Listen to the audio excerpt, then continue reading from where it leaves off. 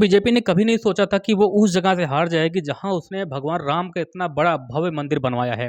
क्योंकि बीजेपी को इतना तो विश्वास था कि अगर कोई वोट दे न दे मगर हमारे हिंदू भाई बीजेपी को वोट जरूर देंगे।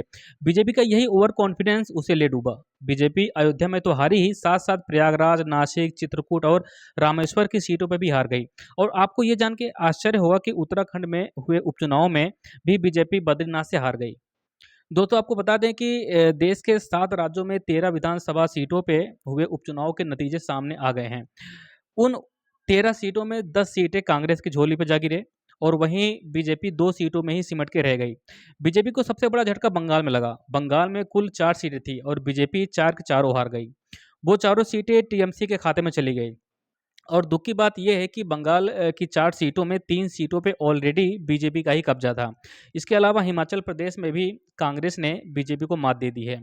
गौर करने वाली बात यह है कि लोकसभा चुनाव में उत्तर प्रदेश में अयोध्या जैसी सीट पर हार के बाद अब बद्रीनाथ से भी बीजेपी को शिकस्त मिली है।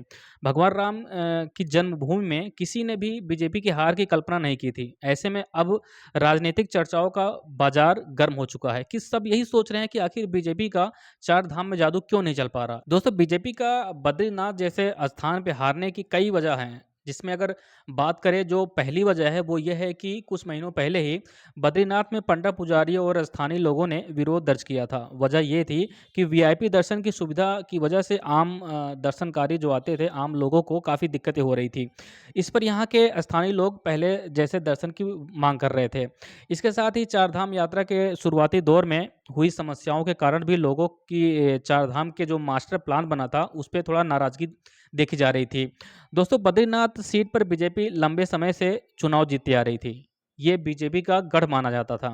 यहाँ साल 2022 में राजेंद्र भंडारी ने कांग्रेस के टिकट पर जीत हासिल की थी। हालांकि इस बार के लोकसभा चुनाव से पहले उन्होंने पाला बदल लिया। इसकी वजह से उनकी दल बदलू वाली छवि बन गई थी। बीजेपी ने बद्रीनाथ सीट से उन्हें ही उम्मीदवार बनाया था, लेकिन इस बार अपनी छवि के कारण वो जनता का विश्वास नहीं जीत पाए। बद्रीनाथ विधानसभा उपचुनाव में कांग्रेस की जीत हो गई। इसमें कांग्रेस प्रत्याशी लखपत सिंह बुटोला ने 5,224 मतों से जीत हासिल की। भाजपा प्रत्याशी राजेंद्र सिंह भंडारी को 22,601 वोट मिले और वहीं कांग्रेस प्रत्याशी लखपत सिंह बुटोला को 27,696 वोट मिले। स्थानीय लोगों के मुताबिक यहाँ तीर्थ पुरोहितों समेत स्थानीय लोगों में भी शासन प्रशासन के प्रति भारी नाराजगी देखी जा रही है। लोगों का कहना है कि यहाँ मनमाने ढंग से विकास कार्य किए जा रहे हैं। इससे तीर्थ पुरोहितों में भी नाराजगी देखी जा रही है। विकास के नाम पर प्रहलाद धारा और नारायण धारा का रूप बदल दिया गया। इसके साथ ही बद्रीनाथ में रिवर फ्रंट निर्माण कार्य किया जा रहा है।